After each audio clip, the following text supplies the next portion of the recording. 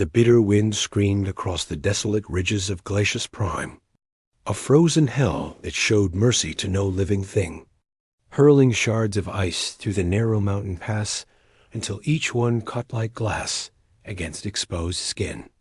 Chris Wade hunched low in the saddle harness of his massive kodo, Brutus, the beast's 6 legs pounding methodically through chest-deep snowdrifts.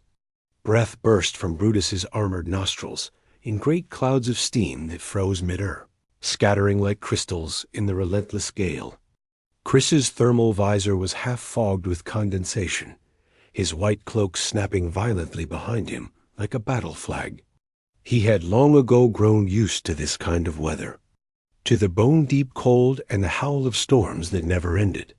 3 years of hauling supplies across this wasteland, hardening him into something the environment could not easily break. But even with his endurance, the blizzard pressed against him like a living enemy, demanding his attention, daring him to falter. He leaned forward, patting Brutus's broad neck, murmuring encouragement that was instantly stolen by the wind. The path ahead blurred into a wall of white and shadow, the mountain crags like half-seen giants looming overhead.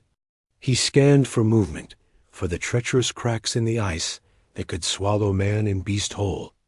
And that was when he noticed it, a splash of pale color in the endless white, out of place and motionless, half buried at the roadside. At first, Chris thought it nothing more than broken cargo from a caravan caught in an earlier storm, and pragmatism urged him to keep moving. Every detour risked his own life. But something gnawed at his instincts, something about the way the shape resisted the drift instead of blending into it. He drew Brutus to a halt, boots crunching deep as he dropped to the ground, the blizzard clawing at him the instant he left the warmth of the saddle. He trudged forward, the cold cutting even through reinforced armor and fur lining. And as the drift gave way, he froze, his chest tightening. It was no debris. A woman lay crumpled in the snow, her pale blue skin almost indistinguishable from the ice itself, her long silver hair fanned across the ground and catching what little light penetrated the storm. She was Nori, and clutched against her breast. Shielded by what little remained of her body heat and strength were not one but 2 newborn infants, their tiny pointed ears barely visible beneath the scraps of fabric swaddling them. Chris swore under his breath, the sheer audacity of it hitting him harder than the wind. Someone had left her here, left her to die, along with her children. The babies stirred faintly, whimpering in voices too soft for this world's cruelty. The woman's eyes fluttered open, luminous even in weakness, a glow of pale blue that flickered with both fear and resignation. "Useless," she whispered, the words carrying the weight of ritual banishment, the edge of surrender. She was moments from the end, yet even now her arms tightened around the twins, as if the force of her will alone could shield them. Chris felt rage boil inside him, sharp and hot against the numbing cold. He knew the Nyori and their merciless traditions, how they valued purity of bloodlines, how they discarded anything that threatened their rigid order. But to abandon a mother and newborns in the killing snow, that was not culture. That was murder dressed in ceremony. He shrugged the heavy cloak from his shoulders, his only defense against the storm, and wrapped it around her and the infants with hands steadier than his thoughts. "Not today," he muttered, scooping her into his arms with surprising ease. The twins pressed between them, so small he could barely feel their weight. Snow stung his face as he trudged back to Brutus, who lowered his massive head with a low rumble, as if sensing the urgency of his master's burden. Chris bundled mother and children into a hollow among his cargo, securing thermal blankets and sealing the makeshift shelter against the wind.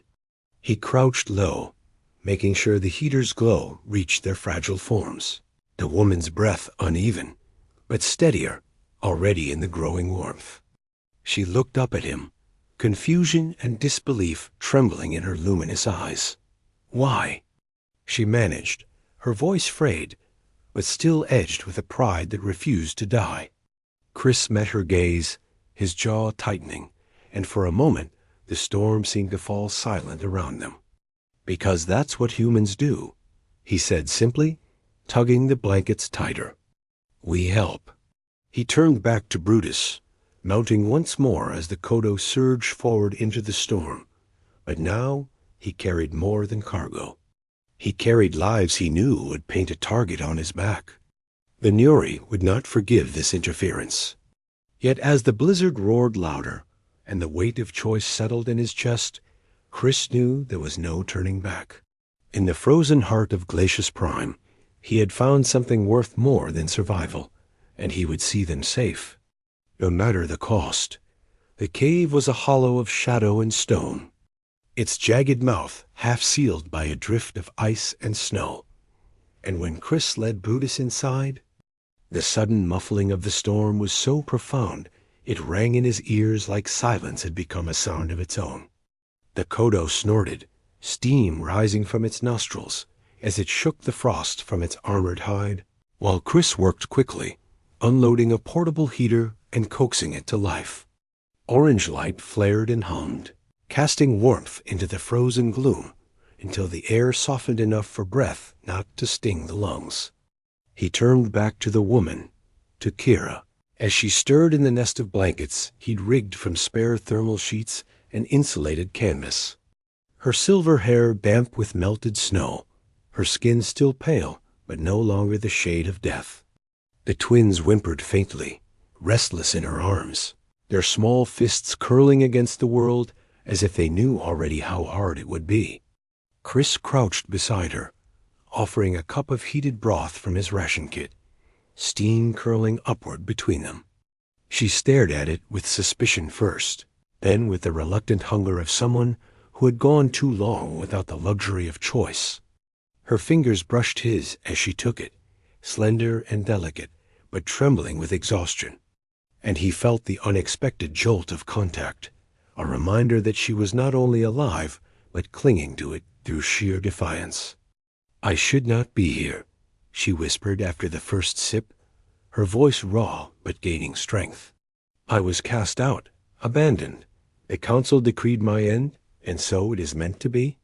Chris frowned, watching her cradle the infants, as if the act of holding them defied that decree. "Because of them?" he asked, nodding toward the twins.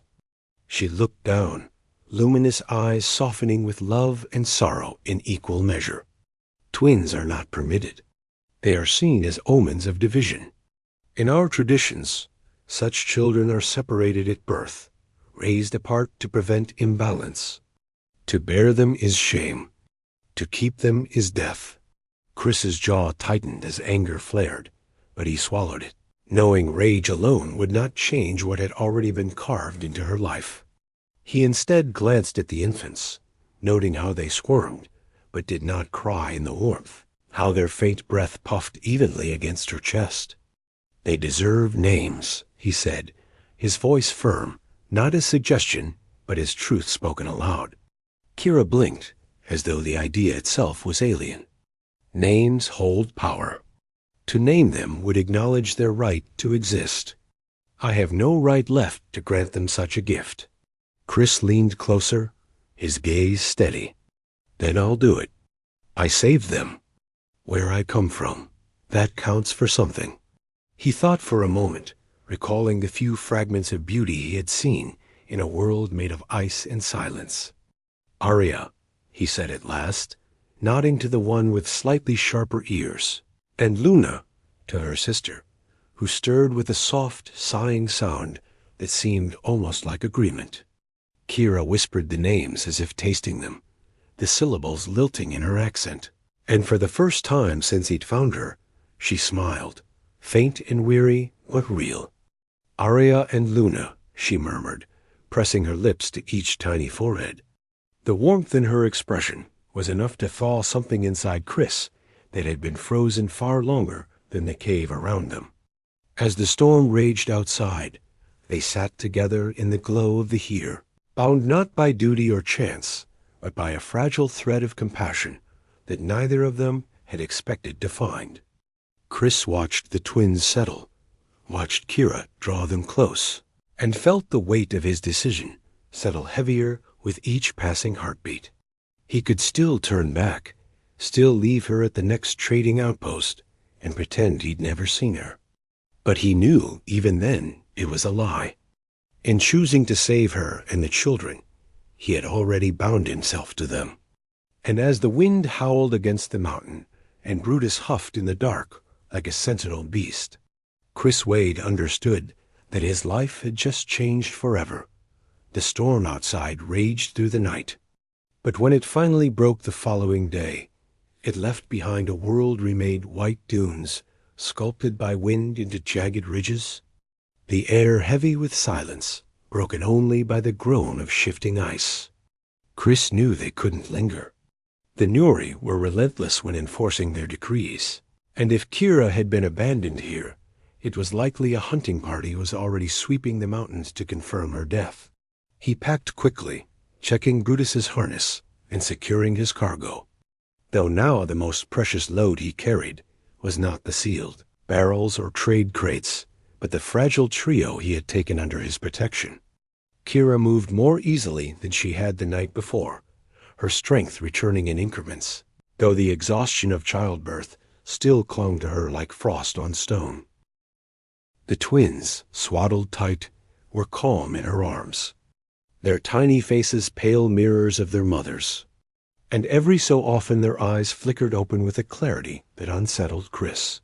He told himself it was just newborn reflex, but something in their luminous gazes seemed aware.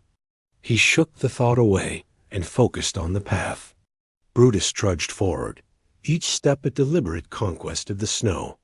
But the air carried a scent Chris had learned to trust, a faint tang like ozone mixed with cold iron, a smell that spoke of other lives close by.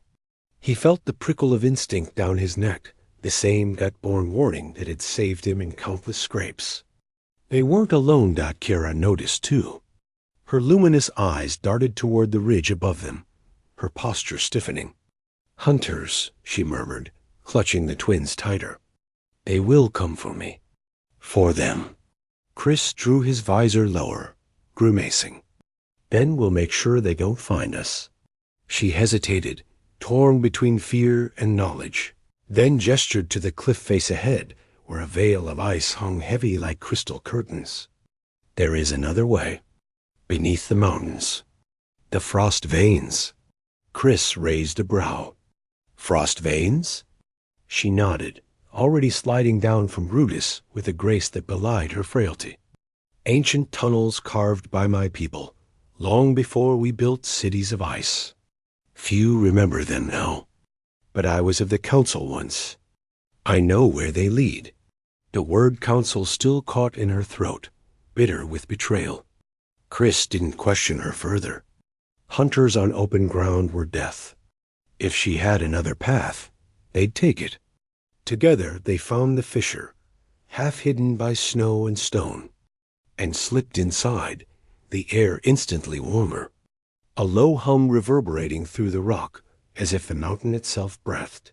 The passage opened into a vast tunnel of smooth, glistening walls, blue light refracted in veins of frozen mineral that ran like rivers beneath the ice. The Kodo balked at first, snorting uneasily, but Chris pressed him onward, the beast's broad hooves striking echoes from the stone floor. Kira led the way, one hand steady on the wall, her other arm wrapped around the bundled twins. The glow of the frost veins painted her skin in shimmering hues, casting her silver hair in luminous streaks, and Chris realized how out of place she looked in the exile rags she wore. This was someone who had once stood in halls of power, now reduced to surviving through sheer will.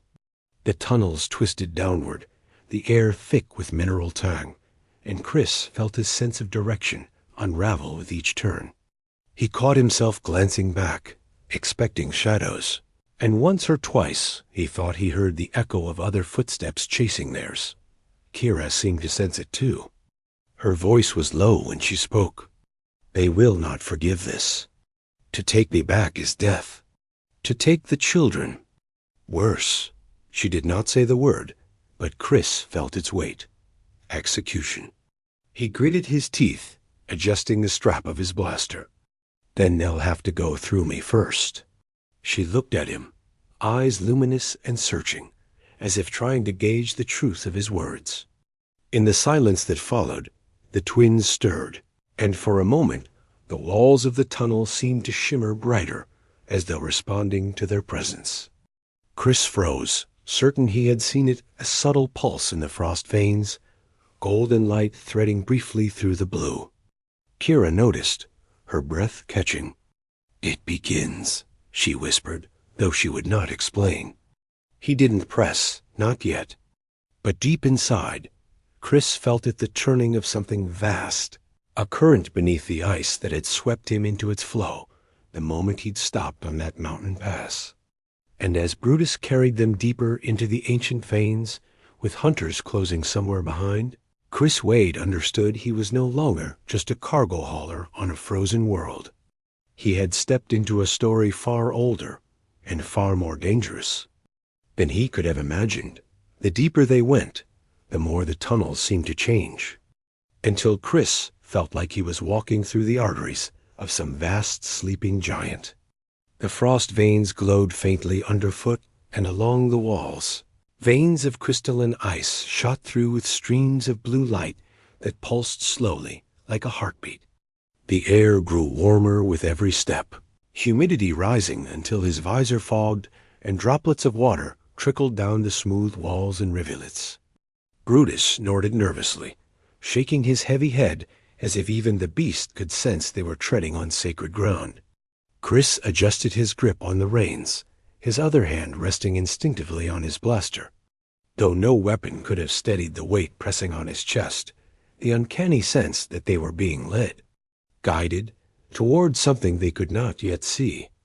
Kira moved with surer steps than she had above, her posture straighter, her luminous eyes bright with memory and recognition.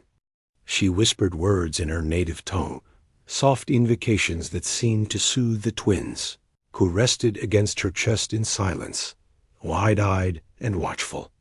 "We are close," she murmured at last, her voice reverent. "The wellspring of renewal waits ahead." Chris frowned. "What exactly is this place?" he asked, though his voice felt too small for the echoing chamber they emerged into. The tunnel widened suddenly, opening into a cavern so vast the ceiling vanished into darkness. At its center lay a pool of water that glowed with an ethereal blue-green light, steam rising in spirals that diffused into a haze. The surface shimmered as if alive, casting light across walls carved with murals older than any empire. Scenes of Nuri ancestors depicted not as rulers of ice, but as wanderers of caverns, children of warmth. Chris felt awe stir inside him, and for once words failed him. The water radiated heat that made his muscles unclench, his breath misting not from cold, but from damp warmth. "This is—" he began, but Kira's whisper silenced him. "The wellspring, the heart of my people. Few outside the council ever see it. None of your kind." She stepped closer, carefully setting the twins down on a stone altar that jutted from the pool's edge. The infants stirred, their tiny hands uncurling as though they sensed the warmth, their pale blue skin glowing faintly in the reflection. "The ritual requires immersion," Kira said, unfastening the rags of her exile garment with trembling fingers. Chris's brows furrowed. "Ritual?" She looked at him, and for the first time there was no fear in her gaze, only determination. "The waters heal.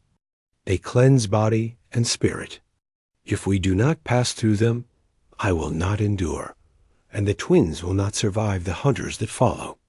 But there is more.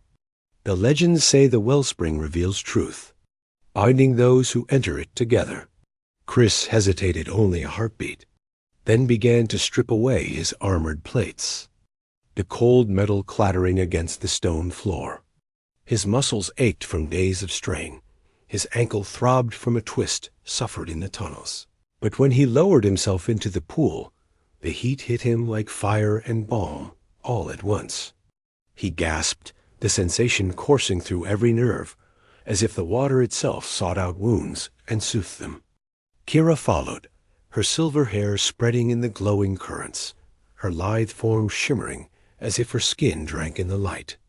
She came to him, her hands pressing against his chest, and suddenly the heat shifted, became something more. A rush of emotions, alien yet familiar, flooded into him. Her fear for her daughters, her sorrow at betrayal, her gratitude for him. He staggered under it, gasping, and then felt his own feelings rush outward in return.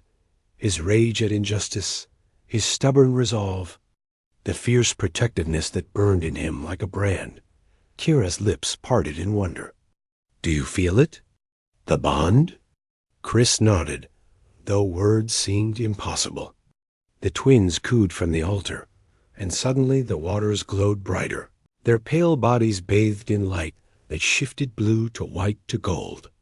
Chris turned sharply, stunned, as he saw their skin gleam with a faint golden undertone, their tiny forms radiant in a way that defied nature. The aura expanded outward, wrapping around him and Kira like an invisible shield. He knew, in that instant, that something irreversible had happened. "What does it mean?" he asked, voice hushed. Kira's eyes filled with tears, her fingers clutching his arms. "It means the prophecy is true. The Golden Ones live, and we are bound to them now, to each other, forever." Chris felt his heart pound, his mind racing with questions, but all he could do was pull her closer. The glow of the wellspring engulfing them, as their lips met in a kiss that sealed what neither of them could deny. In the warmth of the sacred waters, a family had been forged, not by tradition or decree, but by choice, by defiance, by the impossible will to survive. And beyond the cavern walls, in the tunnels that stretched back toward the frozen wastes, the echoes of distant voices began to rise. The hunters were closing in. The warmth of the wellspring still clung to Chris's skin as he strapped his armor back into place, steam curling from his shoulders in the chill air of the upper tunnels. Beside him, Kira swaddled the twins in blankets, her movements precise despite the exhaustion etched into her slender frame. Arya and Luna no longer looked like fragile newborns on the edge of death. There was a glow to them now, faint but undeniable, as if the sacred waters had left their mark. Chris glanced at them more than once as he led Brutus onward, feeling a strange reverence he couldn't name. It was not just survival anymore. They carried something the world itself seemed to notice. His instincts prickled, urging caution.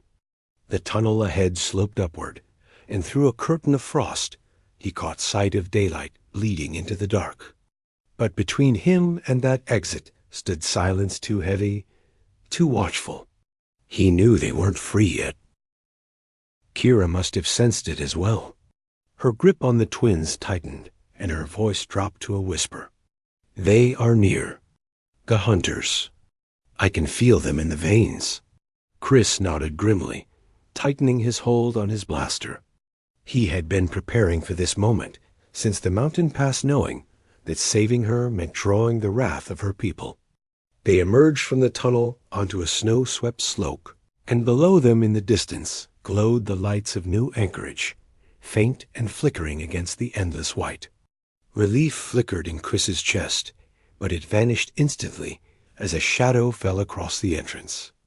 A lone figure stood waiting, tall and immovable, his armor carved from bone and ice, ceremonial markings etched into his pale blue flesh.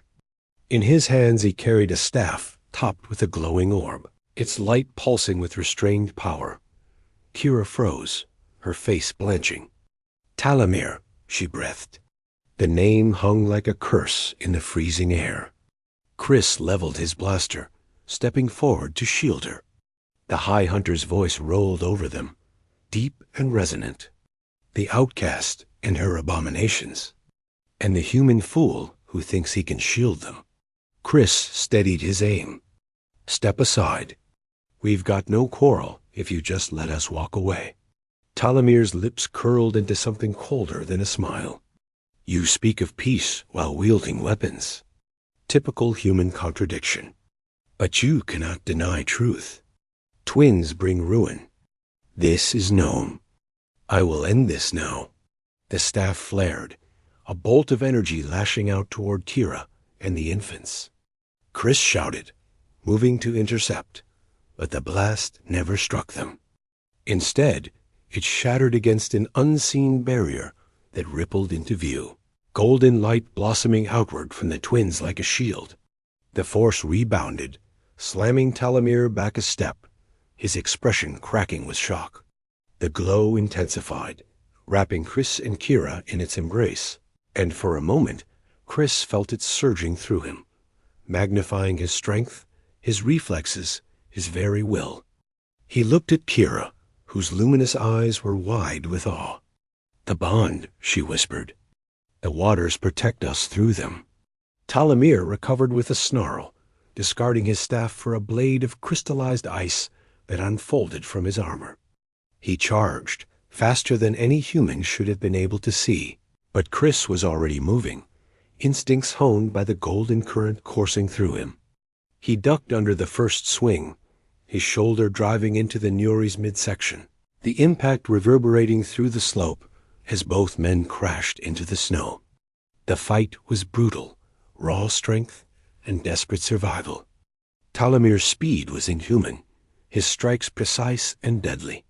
But Chris met him blow for blow, the bond amplifying his every movement until he felt less like a lone man and more like a conduit of something vast.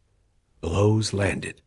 Snow scattered and blood spattered across the frozen ground.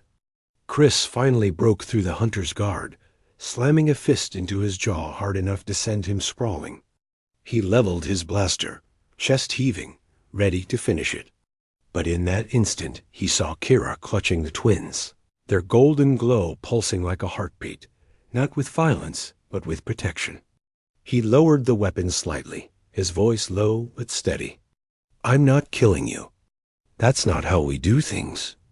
You call us violent, but you abandoned a mother and her babies in the snow. You tell me which of us is the monster. Talamir staggered to his knees, fury and doubt warring across his scarred face. The golden light reflected in his eyes, and for a heartbeat he seemed shaken, as though the legend he had dismissed was alive before him. Behind them, the hum of engines grew louder, a convoy of human vehicles climbing the slope, soldiers of new anchorage drawn by the echoes of battle. Chris held Talamir in his sights, breathing hard. This is over. Walk away. The High Hunter glared at him for a long moment, then at Kira and the glowing twins, before turning sharply into the snow, vanishing into the storm without another word.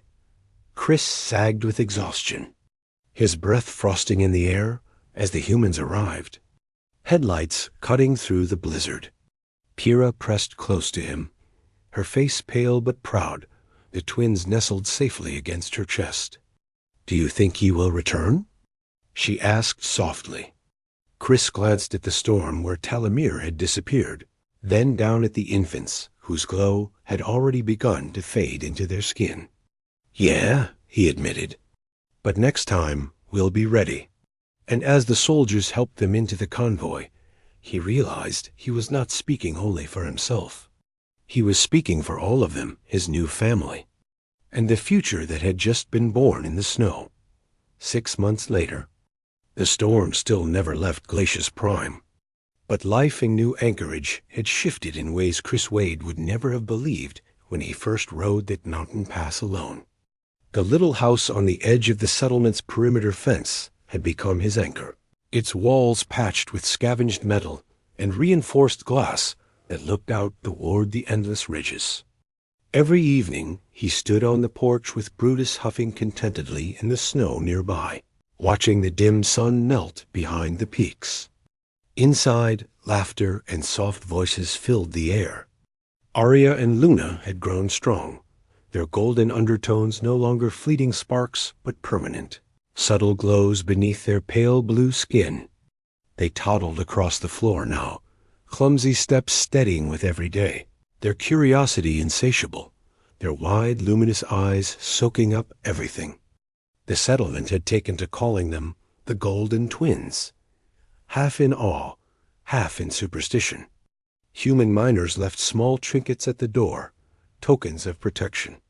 Nori defectors had begun to drift into town, those who could no longer abide the council's cruelty, seeking the children said to embody a prophecy that refused to stay buried. Kira moved among them like a queen in exile who had discovered a new throne. She wore simple human-woven clothes, her silver hair often braided back, her luminous eyes carrying a calm certainty that drew people to her. Where once she had been resigned to die nameless in the snow, she now stood as both mother and guide, her daughters pressed to her side, her voice speaking of change, not with bitterness, but with conviction. She had become a bridge between peoples, though the weight of that role was heavy. At night, when the settlement slept and the twins finally dozed in their shared cradle, she confessed to Chris her worries that the council would not rest, that Talamir would return, that the prophecy demanded a price they did not yet understand. Chris would hold her close, rough hands steadying her slender frame, and remind her of the simplest truth: we'll face it together, whatever it is. But not all the nights were quiet. One evening, as the auroras shimmered faintly across the horizon, Kira traced her fingers along the etched mural fragments Chris had salvaged from the frost veins. She had begun to translate them, slowly, carefully, her voice trembling with both fear and revelation. The prophecy was older than the council itself, carved by ancestors who had lived in the caverns long before ice cities rose. It spoke not only of twins with golden light, but of upheaval, of foundations broken, of a society shattered so something new could rise. "They are not just children of blessing," she whispered, staring at Arya and Luna as they slept, their tiny hands intertwined. "They are catalysts. Their bond will force the old ways to fall, even if it breaks our world to do it." Chris's jaw tightened, his gaze locked on the twins. He had faced mercenaries, storms, and hunters without fear. But the thought that his daughters carried the spark of revolution chilled him more deeply than any blizzard ever had. The following day, the tension simmered in subtle ways. More Nuri appeared at the outskirts, some begging sanctuary, others watching silently with suspicion in their eyes. Whispers spread of council decrees, of hunters regrouping in the northern ranges, of Talamir himself rallying loyalists under the banner of tradition. Chris felt it in his bones that the storm was only gathering again. But when he looked at Arya and Luna chasing each other clumsily across the porch, their golden light flickering with each peal of laughter, he felt the surge of resolve that had driven him through every danger since that night in the blizzard. He had chosen this path when he lifted Kira from the snow, and he would walk it to its end. That evening, as dusk settled and the wind howled once more through the ridges, Chris stood with Kira on the porch. She slipped her arms around his waist, her head resting against his chest, and whispered, "Do you regret it? Saving me?" He turned, pressing a kiss to her silver hair, and answered without hesitation, "Never. That was the moment I finally started living." Behind them, the twins stirred in their cradle, their golden glow flaring brighter for a moment as if in answer, filling the small home with light. It was a reminder, both beautiful and terrifying, that their story was only beginning. And though the council's shadow stretched long across the ice, Chris Wade knew with certainty that no one, not hunters, not traditions, not Prof,